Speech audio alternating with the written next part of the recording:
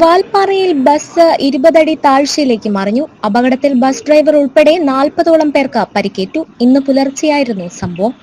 ഇന്ന് പുലർച്ചെ 12:30 തിരുപ്പൂരിൽ നിന്ന് വാൽപ്പാറയിലേക്ക് വരികയായിരുന്ന ബസ്സാണ് അപകടത്തിൽപ്പെട്ടത്.